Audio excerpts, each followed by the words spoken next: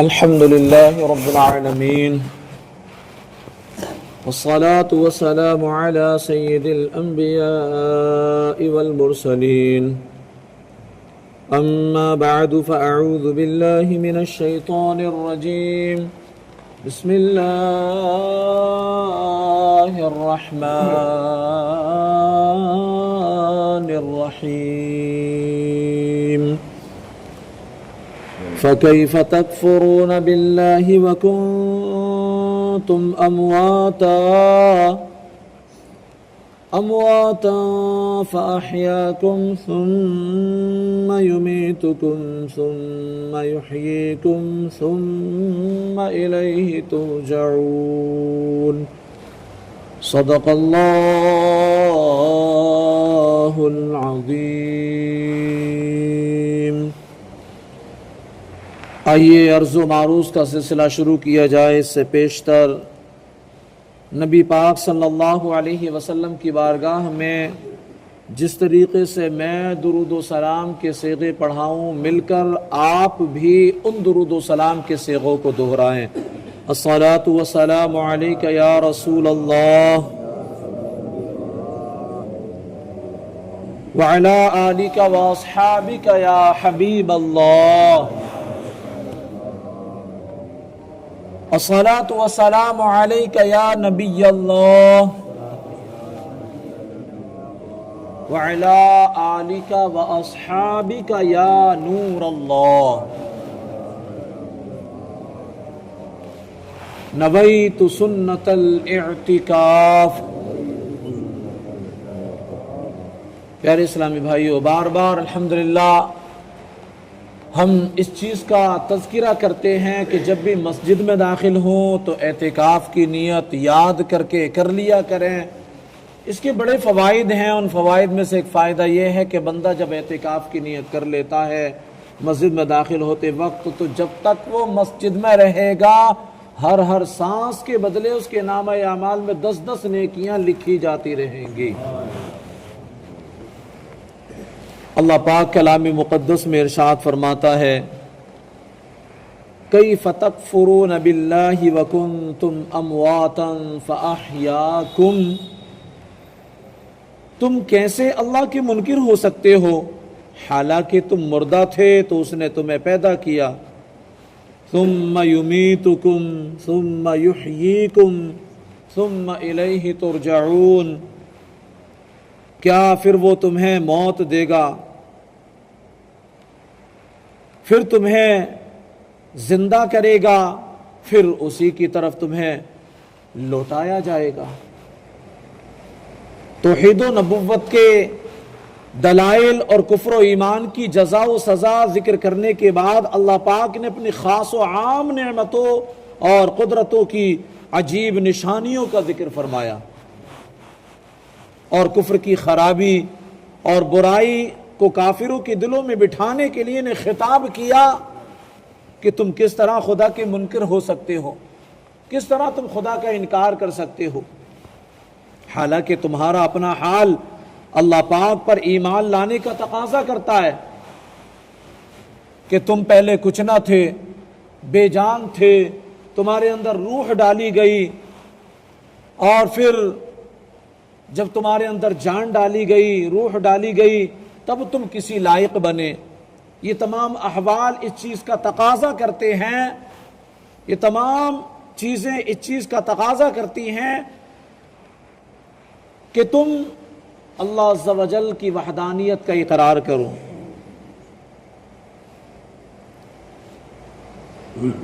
زندگی اللہ پاک نے دی، پھر زندگی کی مدت پوری ہونے پر تمہیں موت دے گا، پھر تمہیں زندہ کرے گا۔ اس سے یا تو قبر کی زندگی مراد ہے کہ وہ سوال و جواب کے لیے زندگی ملے گی، یا قیامت کی، پھر تم حساب و کتاب اور جزا کے لیے اس کی طرف لوٹائے جاؤ گے۔ تو اپنے اس حال کو جان کر تمہارا کفر کرنا نہایت عجیب ہے۔ اس آیت میں غور کریں تو ہم مسلمانوں کے لیے بھی نصیحت ہے کہ ہم بھی کچھ نہ تھے، لیکن اللہ تعالیٰ نے ہمیں زندگی عطا کی، اور زندگی گزارنے کے لوازمات ہمیں عطا فرمائے، نعمتیں ہمیں عطا فرمائی، تو اس کی عطاؤں سے فائدہ اٹھا کر اس کی یاد سے غافل ہونا اور ناشکری اور غفلت کی زندگی گزارنا کسی طرح ہمارے شایان نشان تو نہیں۔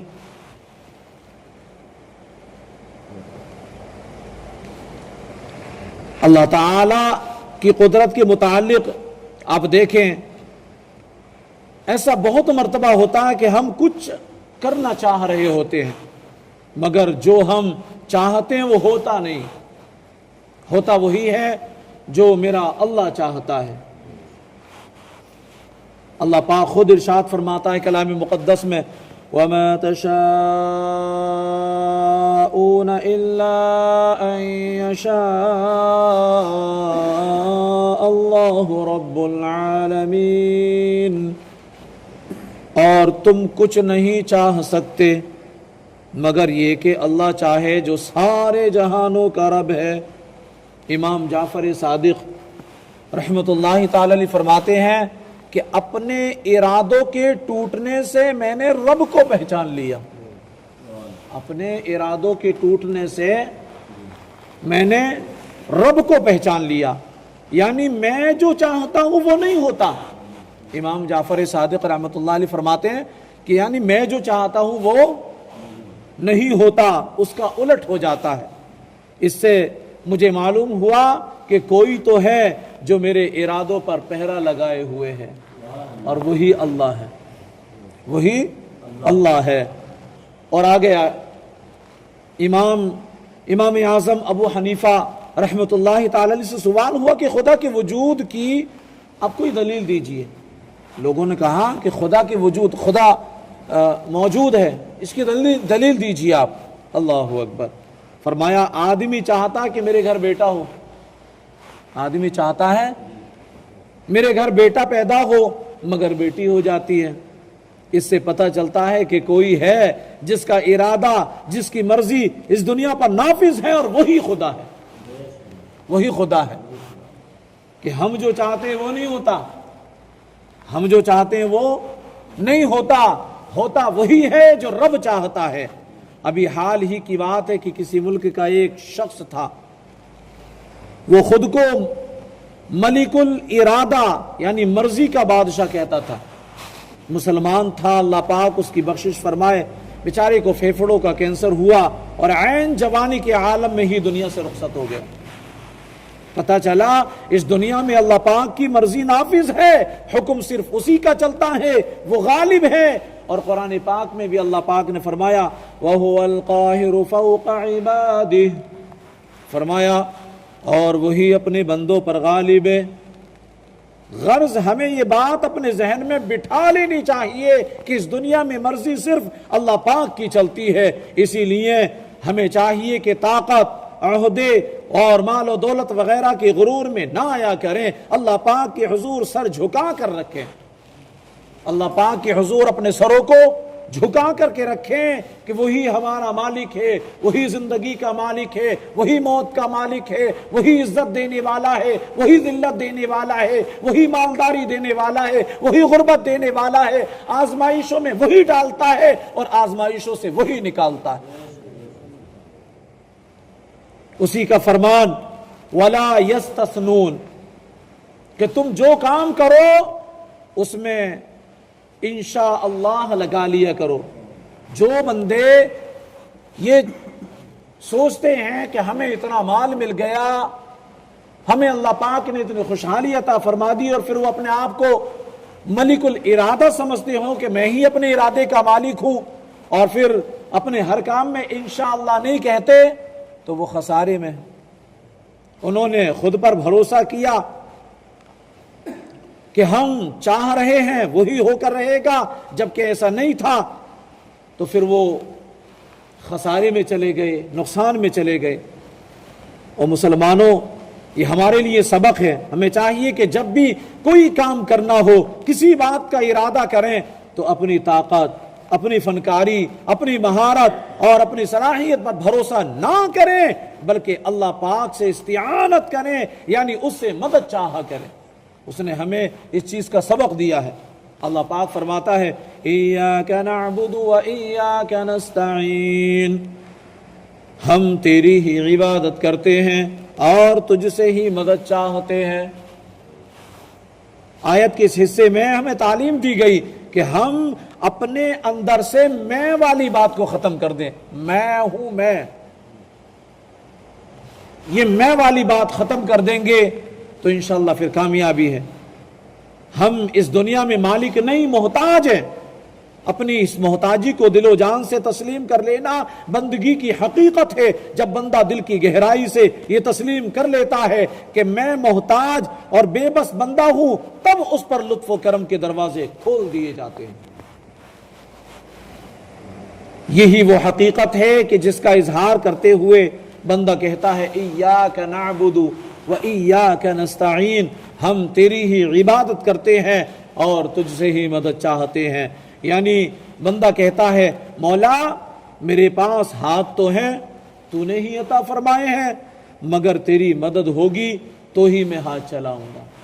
مولا میرے پاس پاؤں تو ہیں، تو نے ہی عطا کیے ہیں، میں ان سے چل نہیں سکتا، تیری مدد ہوگی تو چل پاؤں گا۔ مولا میرے پاس عقل بھی ہے، دل میں جذبات بھی ہیں، بازوؤں میں طاقت بھی ہے، مال و دولت بھی ہے، عہدہ بھی ہے، منصب بھی ہے، سب کچھ ہے، تو نے ہی دیا ہے، مگر میں لمحہ لمحہ تیری مدد کا محتاج ہوں، تیری مدد نہ ہو تو میں ایک دن کا بھی نہیں توڑ سکتا، ایک دن کا بھی ادھر سے ادھر نہیں رکھ سکتا۔